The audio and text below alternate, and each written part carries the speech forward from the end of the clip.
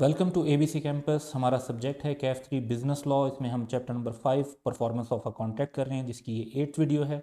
और इस वीडियो का टॉपिक है असाइनमेंट ऑफ कॉन्ट्रैक्ट्स, जो हमने आई कैप स्टडी टेक्स्ट 2020 से लिया है। And I am your facilitator Kashif Adeeb. तो फोर्थ सेक्शन जो है इस चैप्टर का, उसमें बेसिकली दो टॉपिक हैं। असाइनमेंट ऑफ कॉन्ट्रैक्ट हम अपनी इस वीडियो में कवर करेंगे, और अप्रोप्रिएशन ऑफ पेमेंट को हम अपनी नेक्स्ट वीडियो में कवर करेंगे। तो असाइनमेंट ऑफ कॉन्ट्रैक्ट का मतलब क्या होता है? असाइनमेंट ऑफ कॉन्ट्रैक्ट का मतलब होता है transfer of contractual rights and liabilities to third party. Third party से मुराद है वो पार्टी जो ऑलरेडी कॉन्ट्रैक्ट का हिस्सा ना हो। तो ऐसी पार्टी जो पहले कॉन्ट्रैक्ट का हिस्सा नहीं थी, उसको अगर कोई राइट ट्रांसफर किया जाता है या कोई लायबिलिटी ट्रांसफर की जाती है, तो that is called assignment of contract.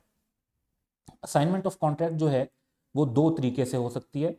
तो वन बाय वन उन दोनों तरीकों को ब्रीफली देखते हैं और फिर डिटेल में देखते हैं। तो assignment by act of parties, उसमें पहला वे है कि जहां पे पर्सनल नेचर का कॉन्ट्रैक्ट होगा, तो वो तो अलाउड ही नहीं है कि पार्टीज उसको ट्रांसफर कर सकें। जहां पर एक्सप्रेसली रिक्वायर्ड हो कॉन्ट्रैक्ट के अंदर कि ये काम तो प्रोमिजर ने खुद ही करना है, तो वहां पर भी फिर असाइनमेंट नहीं हो सकती। जहां ये सिचुएशन ना हो, तो वहां पर जो पार्टी टू द कॉन्ट्रैक्ट है, प्रोमिजर या उसका कोई रिप्रेजेंटेटिव, उसको किसी और कंपिटेंट पर्सन को असाइन कर सकते हैं कि वो परफॉर्म कर दे कॉन्ट्रैक्ट।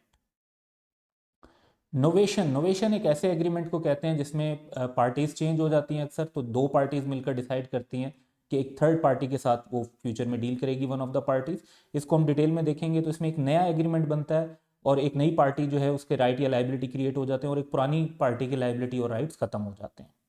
और एक्शनेबल क्लेम्स, इनको भी हम डिटेल में देखेंगे। इनके अंदर भी ट्रांसफर या assignment of rights and liabilities allowed होता है। दूसरा वे जो है असाइनमेंट का, वो है बाय ऑपरेशन ऑफ लॉ। और ये अराइज होता है डेथ की सिचुएशन में, जहाँ पे राइट्स और ऑब्लिगेशन असाइन हो जाती हैं लीगल रिप्रेजेंटेटिव को, या इंसॉल्वेंसी में जहाँ पे असाइन हो जाती हैं टू ऑफिशियल असाइनी, जो जिसे कोर्ट ने अपॉइंट किया होता है।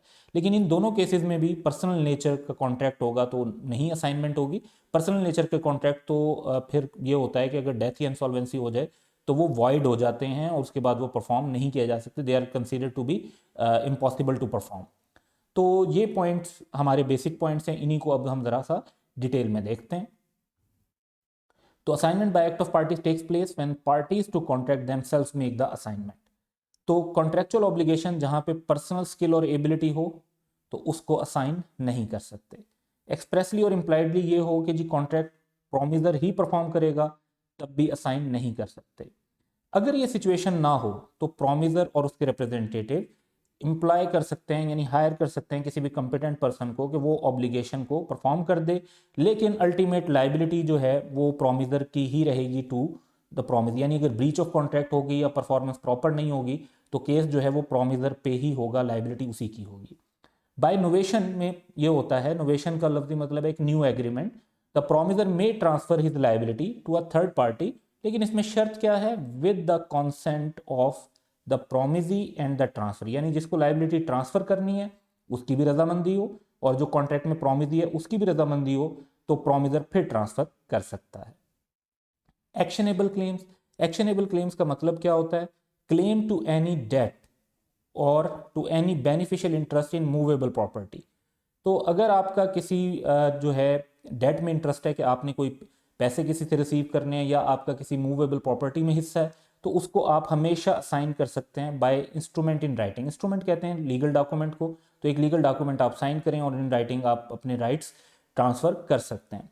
Notice of such assignment is also required to be given to debtor. तो जिस शख्स से पैसे लेने होते हैं उसको भी इसका नोटिस देना कि ये असाइनमेंट हो गई है, ये ज़रूरी है। तो ये 1 2 3 4 5 डेज हैं जिनको हमने डिस्कस किया, जिसमें फर्स्ट 2 ऐसे हैं जिसमें अलाउड नहीं है, और बाकी 3 हैं जिसमें अलाउड है कि assignment by act of party हो सकती है। तो इस पर कुछ सिनेरियोज देखते हैं हम। आजम प्रोमिसेस टू मैरी बुशरा। तो यहाँ पे तो अगर आप देखें, जो मैरिज है that is personal nature of contract. तो neither Azam nor Bushra can assign their right because the contract is of personal nature. यहाँ पे तो असाइनमेंट नहीं हो सकती। सेकंड देखते हैं, आजम ओज बाबर ₹1,00,000 एंड कासिम ओज आजम ₹1,00,000। अब पॉइंट ये है कि अगर हम इस स्नैरियो को देखें तो आजम, बाबर, कासिम, तो आजम ने बाबर के पैसे देने और कासिम ने आजम के देने। तो अब आजम जो है वो बाबर को ये कंपेल नहीं कर सकता कि जी वो कासिम से पैसे ले ले, कि जी आप तो पैसे जो हैं वो कासिम से ले ले। However he can transfer his liability to Qasim. अगर कासिम और बाबर दोनों एग्री हो जाएं तो एक नया एग्रीमेंट हो सकता है जिसमें पार्टीज बन जाएंगी बाबर और कासिम, और जो आजम है उसकी लायबिलिटी खत्म हो जाएगी क्योंकि वो ट्रांसफर कर दी उसने अपना राइट और liability respectively Babar and Qasim को ट्रांसफर कर दिए। तो Qasim with the he can transfer his liability to Qasim with the consent of Babar and Qasim. Babar can also transfer his right to third party to recover the amount from आजम। तो वो भी इसी तरीके से ये भी हो सकता है कि रिकवरी के लिए भी थर्ड पार्टी को असाइनमेंट हो सकती है। एक और सिनेरियो देखते हैं जी हम, जो एक्शनेबल क्लेम पर है। Azam lends money to Babar, Azam transfers the debt by an instrument in writing. तो एक्शनेबल क्लेम के लिए जिसमें आपका राइट टू डेट और मूवेबल प्रॉपर्टी होता है तो वो आपने इन राइटिंग ट्रांसफर करना होता है, तो जाहिद को ट्रांसफर कर दिया। तो ओरिजिनल कॉन्ट्रैक्ट आजम और बाबर के दरमियान था लेकिन आजम ने फिर जाहिद को ट्रांसफर कर दिया। Notice of transfer is provided to Babar, ये भी रिक्वायरमेंट है, ये भी पूरी हो गई। Zahid demands money from Babar who doesn't pay the amount. तो जाहिद अब बाबर पर केस कर सकता है क्योंकि असाइनमेंट ऑफ राइट हो चुकी थी। तो जो राइट पहले आजम के पास था वो राइट अब जाहिद के पास आ चुका था, और जाहिद जो है वो बाबर पर केस करके पैसे रिकवर कर सकता है, और उसके लिए उसे आजम से इवन पूछने की भी जरूरत नहीं होगी। सेकंड हमारे पास है assignment by operation of law, यानी जहां पर पार्टीज एक्ट ना भी करें तो लॉ की वजह से ही, लॉ ही के अंदर ही ऐसे रूल्स मौजूद हैं जिसमें पार्टीज के राइट्स एंड ऑब्लिगेशन ट्रांसफर हो जाएंगे। तो assignment by operation of law takes place when law intervenes. तो लॉ मुदाखलत करता है, पार्टीज जो है उनके एक्शन के बगैर ही लॉ इम्पोज कर देता है कि ये राइट एंड ऑब्लिगेशन ट्रांसफर हो जाएंगे। तो in case of death of any party the rights and obligation personal nature के कॉन्ट्रैक्ट के अलावा वो पास ऑन हो जाते हैं उसके लीगल रिप्रेजेंटेटिव को। इसी तरह इंसॉल्वेंसी में राइट्स एंड ऑब्लिगेशन ट्रांसफर हो जाते हैं ऑफिशियल रिसीवर या ऑफिशियल असाइनी को, जिसे कोर्ट ने अपॉइंट किया होता है कि वो उसकी सारी प्रॉपर्टी को सेल करके उसके क्रेडिटर्स को पे करे। तो यहाँ पर हम इस पर एग्जाम्पल्स भी देख लेते हैं। Atif a singer took an advance of 2 lakh from Opera 5 to perform for them at their annual event. Okay जी, पैसे ले लिए, परफॉर्म करना था। Atif died few days before the event, तो अनफॉर्चुनेटली डेथ हो गई। अब ये पर्सनल नेचर का कॉन्ट्रैक्ट है, इसको तो लीगल रिप्रेजेंटेटिव जो है ना परफॉर्म कर सकते हैं ना ऑब्लिगेशन, बस हाँ उन्हें एडवांस की अमाउंट जो है वो वापस करनी होगी। The legal representative do not have obligation to perform at the event but must return the amount of advance. तो ये पर्सनल नेचर का कॉन्ट्रैक्ट था, इसलिए इसमें ऑपरेशन ऑफ लॉ की वजह से भी असाइनमेंट नहीं हो सकी। सेकेंड है साजिद ओज माजिद ₹1 लाख, माजिद गोज बैंकरप्ट। अब माजिद जो है वो इंसॉल्वेंट हो जाता है, तो ऑफिशियल असाइनी ऑफ माजिद जो है वो पैसे रिकवर कर सकता है। पहले साजिद ने पैसे माजिद को देने थे, लेकिन अब साजिद पैसे जो देगा वो माजिद के ऑफिशियल असाइनी को देगा जिसे कोर्ट ने अपॉइंट किया होगा। तो official assignee can recover the amount from. तो ये दो हमारे जो असाइनमेंट के वेज थे उनको हमने डिस्कस किया। अब एक पास्ट एग्जाम है हमारे पास, स्प्रिंग 2020 का 5 मार्क्स का ये क्वेश्चन आया था, कंपैरेटिवली रीसेंट अटेम्प्ट है।